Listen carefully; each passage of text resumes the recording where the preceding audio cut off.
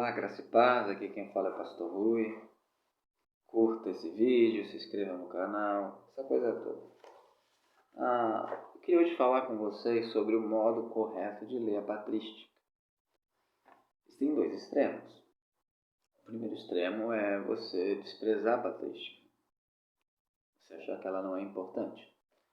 Um outro extremo é você achar que a patrística vai te dar sempre a interpretação correta de um texto bíblico, ou que a patrística representa a verdade guardada pelos apóstolos. Não necessariamente. Eu queria dar alguns exemplos aqui. A primeira argumentação que eu vou dizer, mas eles estão muito próximos dos apóstolos, especialmente os pais apostólicos. Então, obviamente, aquilo que eles falarem é o ensino dos apóstolos. Paulo, ele fundou a igreja de Corinto, ele deixou pessoas lá. Você vê 1 e 2 Coríntios, Paulo lidando com problemas com gente que estava batizando em favor de morto, gente que não estava crendo na ressurreição, gente que estava fazendo a ceia do Senhor de modo errado, gente que estava tendo caso com a madrasta, e a igreja aprovando isso. E era uma igreja apostólica, isto é, os apóstolos ainda estavam vivos. Você vai observar a igreja da Galácia, Paulo fundou, a liderança estava, junto com a igreja, estava seguindo regras judaicas, a lei de Moisés para a justificação, para a salvação. Se você tivesse uma carta dessa liderança, dessa igreja, olha, a igreja primitiva, então, ela cria no sábado, na circuncisão, não podia comer bacon. Então a gente observa que os desvios, eles começaram muito cedo.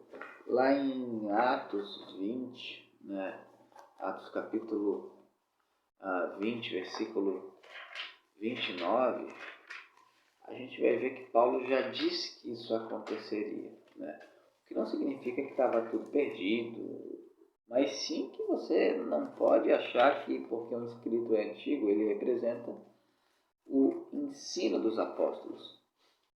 Ali em Atos 20, versículo 28, ele fala: olhai, pois, por vós e por todo o rebanho sobre o que o Espírito Santo vos constituiu bispos, para apacentardes a igreja de Deus que ele resgatou com seu próprio sangue.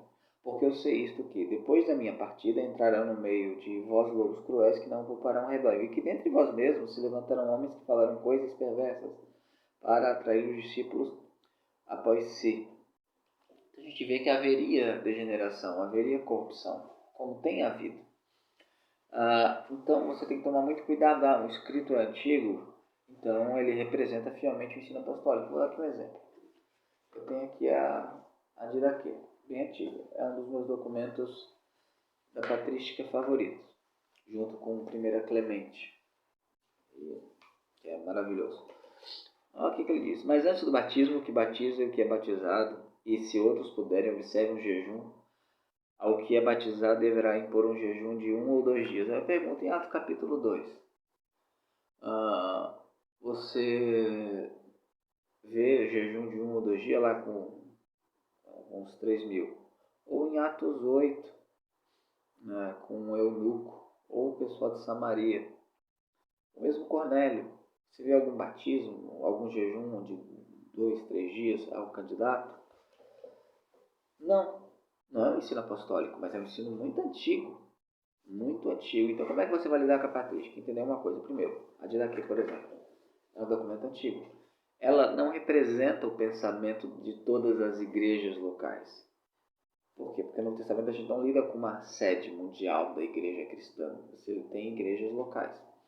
Ela lida com o pensamento dela ou na área de influência dela. Pode-se dizer que no ano 100, ali provavelmente na Síria, as igrejas a qual esse livro foi endereçado, essas igrejas tinham o costume de fazer com que aquele que batiza e o que é batizado jejuassem. Você não pode dizer que isso é um costume de todas as igrejas cristãs. Por exemplo, você vai ler Irineu de Leão, ele vai fazer alguma afirmação, alguma prática. Você pode dizer que aquela igreja dele, aquela área de influência dele tinha aquela prática, o que não necessariamente é uma prática apostólica. derivada dos apóstolos. Você vai ver o texto de Policarpo, qualquer outro texto, pastor de Hermas, você pode deduzir que aquele documento tem uma influência, mas não é uma influência universal, ok? O único documento com uma influência universal, que também é o mais antigo, sobre todas as igrejas cristãs, é o Novo Testamento. O Novo Testamento vai estabelecer as práticas, as doutrinas, os dogmas do cristianismo. É ele que vai estabelecer. Não os documentos que vieram posteriores a ele de discípulos e de discípulos de apóstolos. Porque discípulos de apóstolos podem errar. Os apóstolos erravam. Pedro errou, né? Quando se tornou hipócrita, não comeu com os gentios na igreja da Galácia. Então, existe um equívoco. Olha, a patrística diz, primeiro que não existe a patrística, existem documentos patrísticos, ela não é unânime em nada, quase nada, basicamente. Tem alguns pontos que você vê uma certa concordância geral, mas pontos que ela não se aprofundou. De resto, qual pai, qual patrística, qual região?